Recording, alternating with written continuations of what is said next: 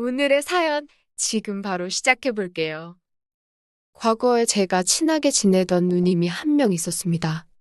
나이 차를 무색하게 만들 만큼 미모라든지 누님의 여성스러움이 바깥 동네까지 소문이 나서 유명세를 떨치던 사람이었으니 얼마나 괜찮은 사람인지는 이 정도만 설명해도 충분할 것 같습니다.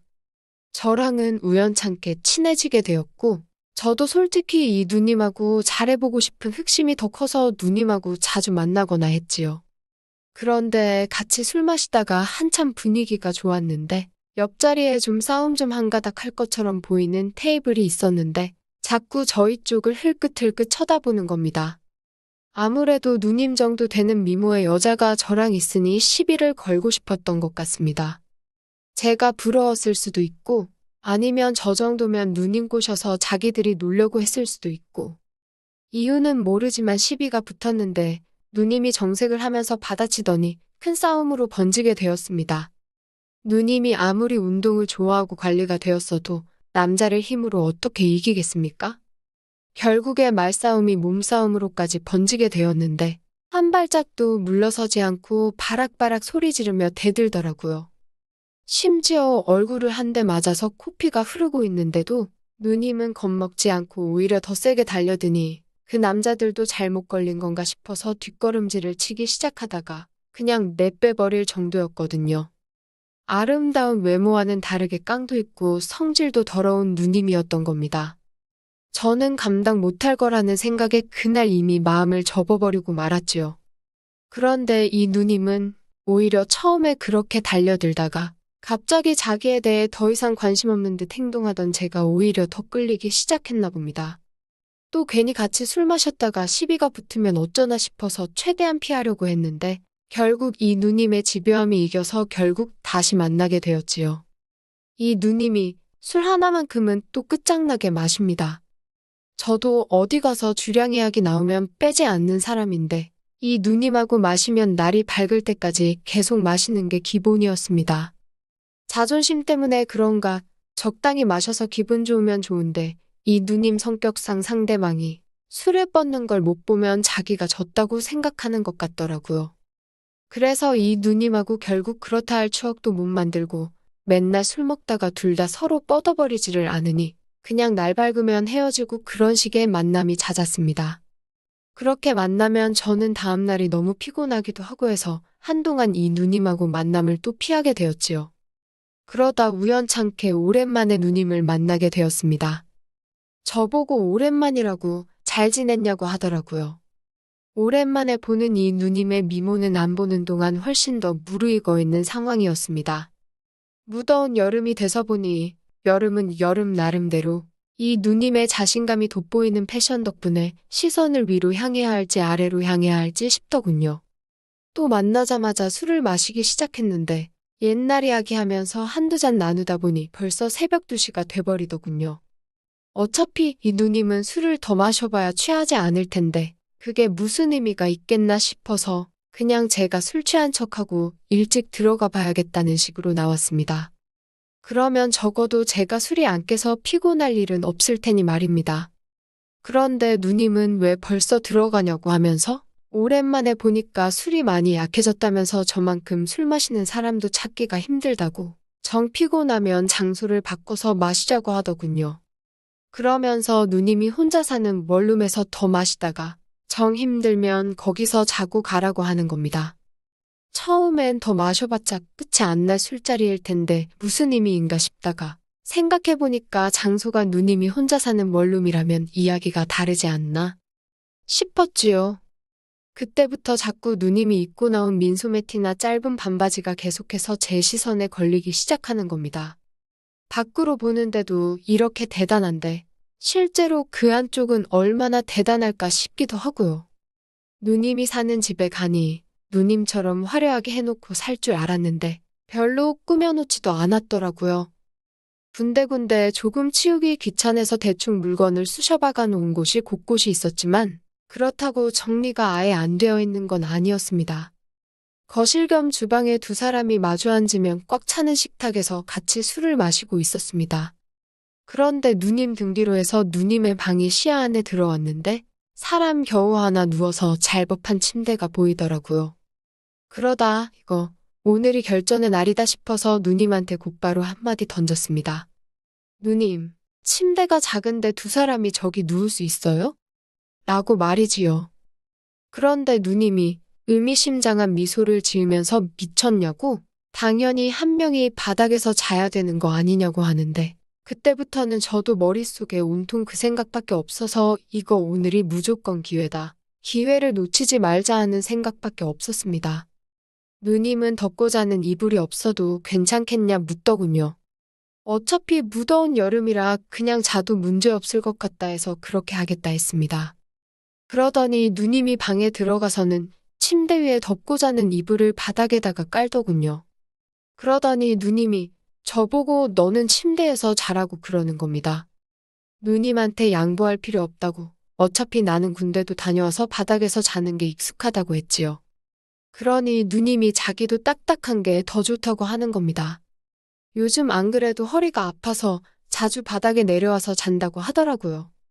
누님한테 허리가 아프면 더욱더 침대에서 자야지 했는데 침대가 방구할 때 집주인이 옵션으로 넣어준 거라서 엄청 싸구려 침대라더군요. 그래서 여기서 누워서 자면 오히려 허리가 더 안 좋은 것 같다고 하면서 말이죠.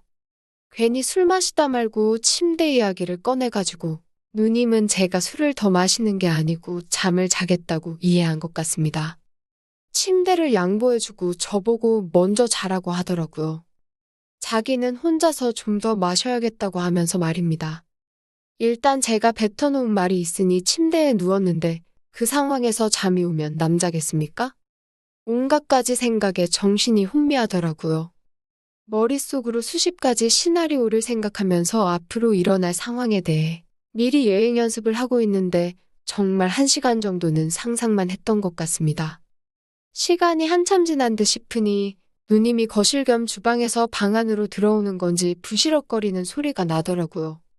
누님이 혹시 술 취한 척 내 옆으로 눕지는 않을까 싶었는데 진짜로 바닥에 눕는 겁니다. 물론 이 상황도 머릿속에서 벌써 시나리오를 만들었던 부분이라 당황스럽지는 않았습니다. 잠자다가 뒤척이는 척 하면서 살짝 잠이 덜 깬 목소리로 누님한테 먼저 말을 걸었습니다. 이 침대가 진짜 별로인 것 같다고. 허리가 너무 아프다고요. 그러니까 누님이 내 말 맞지? 하면서 딱딱한 바닥이 훨씬 좋다고 하면서 저보고 한번 바닥에 누워보라는 겁니다. 여름이지만 보일러를 켜놔서 바닥이라고 그렇게 차갑지가 않다고 하길래 허리가 뻐근한 척 애구구구구 하면서 슬쩍 누님 옆으로 누웠지요. 그런데 누님이 장난기가 발동했는지 제 쪽으로 몸을 빙글 돌리더라고요. 얼굴이 거의 코가 마주 닿을 정도로 가까이 와 있는데 그 순간 정말 숨이 멎어버리는 듯 했습니다. 이 누님을 이렇게 가까이서 본 적이 없었는데 정말 예쁘기는 예쁘더라고요. 그러더니 누님이 그럼 바닥에서 자라고 하더니 자리에서 일어나 침대로 가려고 하는 겁니다. 이 누님이 일부러 나랑 밀당을 하려는 건지 아니면 진짜 아무 생각이 없는데 나 혼자 오바하는 건지 싶더군요. 솔직히 그 상황에서 잠이 더 오겠습니까? 누님은 저를 별로 신경도 안 쓰는 듯 한 5분도 안 돼서 새근새근 숨소리만 들리는 게 그냥 잠에 든 것 같았습니다. 더는 안 되겠다 싶어서 에라 모르겠다 하고 자리에서 일어났습니다. 누님은 세상 모르고 자고 있는데 정말 제가 옆에 누우면 딱 맞겠다 싶을 정도로 침대 한켠에 자리가 남아 있었습니다. 성질 더러운 누님이라 누님을 알게 된 초반 때 말고는 솔직히 이 상황까지 올 거라고 생각해 본 적이 없었는데 제가 마음만 먹으면 닿을 자리에 아름다운 자태로 세상 모르고 잠들어 있는 누님을 그냥 두고 볼 수가 없었습니다. 그러다 이 누님 성격을 아는데 괜히 잘못했다가 큰 난리가 나는 게 아닌가 싶어서 결국 포기하고 다시 바닥에 누웠지요. 떨림에 오지도 않는 잠을 청하며 뜬 눈으로 버티고 있는데 침대에서 부스럭 소리가 나더니 누님이 남자가 그렇게 대범함이 없어서 어디 써먹겠냐고 하면서 이젠 자기가 못 참겠다며 바닥으로 내려오더군요. 집에서 같이 술 마시자고 할 때부터 신호를 준 거였는데 그냥 먹으라고 준 거나 마찬가지인데 입안으로 떠먹여줘야 먹겠냐고 하면서 이 누님한테 한참 배워야겠다고 하더니 앞으로 잘 가르쳐주겠다고 하는 겁니다. 침대 놔두고 바닥에서 해서 그런가 아침에 일어나니 무릎이며 여기저기 멍투성이더라고요. 그런데 멍 같은 건 중요하지 않았습니다.